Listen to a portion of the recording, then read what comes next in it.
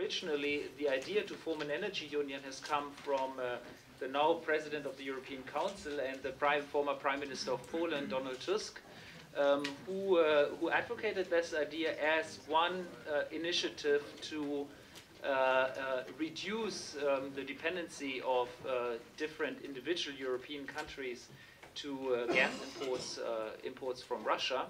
But I think by now this debate goes beyond this. I mean, of course, there is the external dimension, the external also security dimension, if you wish.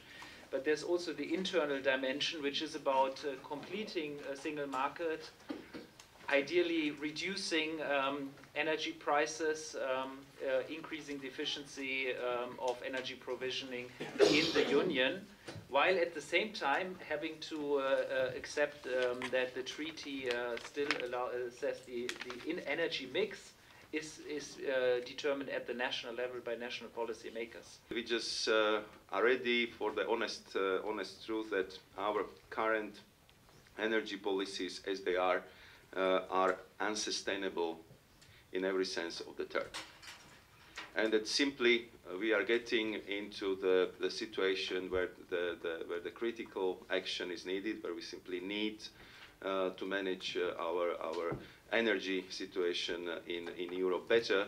And I think that this underlying realization of the fact was very much also highlighting and make more visible, more plastic, if you allow me to say, by I would say repetitive problems with the winter supplies of energy, which have been of course aggravated very much by the Russian-Ukrainian conflict, and I think that we see it more and more, that European citizens, businesses, member states are sick and tired of having this repetition of a drama every autumn, every winter, if we would have enough of gas, if we would have enough of energy, because I think that such an economy like the European one, the biggest one in the world, should definitely not have such a worry. We pay 400 billion euros every year for the energy imports, and it makes it expensive. It makes us really dependent on the imports, and therefore it requires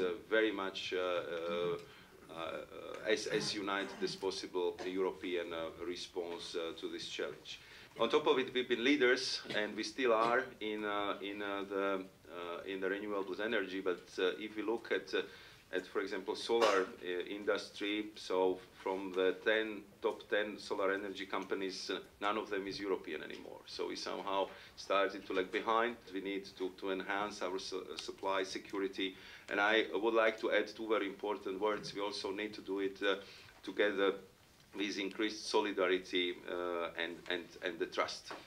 You have seen how import dependent we are. I already mentioned the staggering figure of 400 billion euros paid every year, and I just really think that such an important customer we should be treated better. The paradox is that Europe is carrying out the most advanced and complex and sophisticated experiment in the energy sector. We have been working in the last 20 years in order to create a common market, in order to introduce a common set of rules, in order to create conditions for promoting green growth and green investments. And we succeeded in many of these fields. We integrated actually our markets. We deployed advanced technologies. You may choose different technologies, and you will see that around Europe you have the best worldwide examples in deployment of these technologies. The paradox is that, as Mr. Vice President just emphasized, that we are facing now an increased fragmentation of the market. I want to understand better whether the energy union will be about investment or about the usage of existing assets. So is the energy union more about improving dispatch even better? That's what the Commission has been doing in the past 10 years with the network codes quite successfully. Dutch power plants are switched off when the wind is blowing in Germany, and we are improving that in intraday and balancing markets.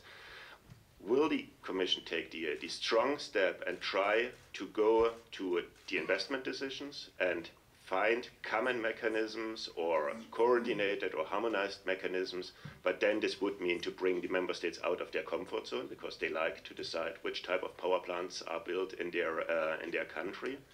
Or do we just have a market for dispatch that makes sure that we increase the efficiency of the European electricity system, for example, by 1% instead of by 10% from sharing reserves and geographic averaging?